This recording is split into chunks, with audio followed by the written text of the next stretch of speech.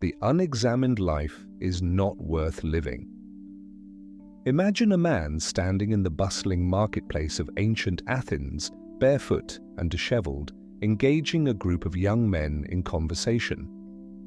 He asks them a simple question: what is courage? As they offer their answers, he responds not with approval but with more questions, exposing contradictions in their thinking.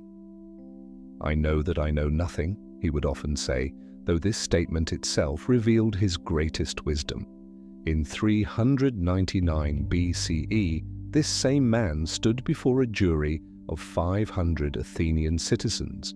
Charged with corrupting the youth and impiety, he refused to compromise his principles or beg for mercy. When given the chance to propose his own punishment instead of suggesting exile, he audaciously recommended that the city honor him with free meals for life as a reward for his service. The jury was not amused. They sentenced him to death by drinking hemlock poison. As Socrates held the cup of poison in his hand, his friends wept and offered to help him escape.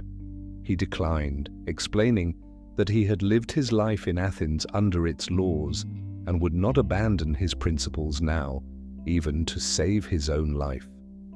With remarkable composure, he drank the hemlock mixture without hesitation.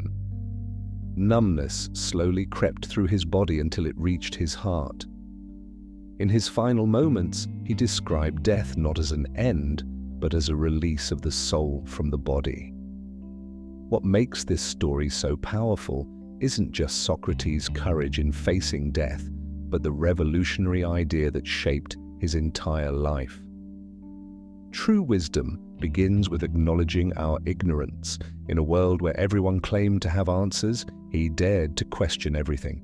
Think about the last time you were absolutely certain about something, maybe a political opinion, a relationship issue, or a career decision. How might your perspective change if you approached it with Socratic questioning? Why do I believe this? What evidence contradicts my view? What assumptions am I making? This approach isn't just for philosophical debates, it's a practical tool for making better decisions in everyday life. When teams use Socratic questioning in business meetings, they avoid groupthink and develop more innovative solutions. When couples use it in relationships, they understand each other more deeply instead of arguing from entrenched positions. I once watched a team leader transform a dysfunctional workplace by adopting Socratic questioning. Instead of telling employees what to do, she began asking, "What do you think would work best here? And how might we test that approach?" Productivity soared, not because she had better answers, but because she asked better questions. Similarly, a friend struggling with anxiety found relief through Socratic questioning. When panic thoughts arose like, "Everyone will judge me," she learned to ask, "What evidence do I have for that?" And "What's the worst that could realistically happen?" By questioning her assumptions, she regained control of her thoughts. Socrates never wrote down his teachings. Everything we know about him comes from his students, particularly Plato. Yet his method of questioning revolutionized how we think about knowledge itself. His approach threatened the powerful in Athens.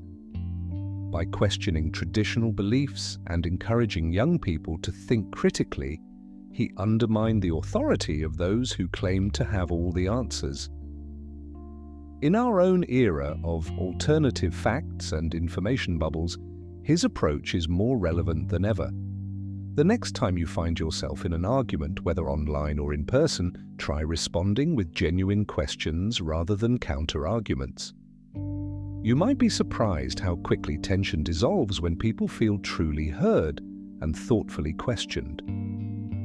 The only true wisdom is in knowing you know nothing. Remember this the next time you're tempted to shut down a conversation with, "I'm right, you're wrong." The wisest among us aren't those with all the answers, they're those brave enough to keep questioning. In a world increasingly divided by certainty, perhaps a little Socratic doubt is exactly what we need.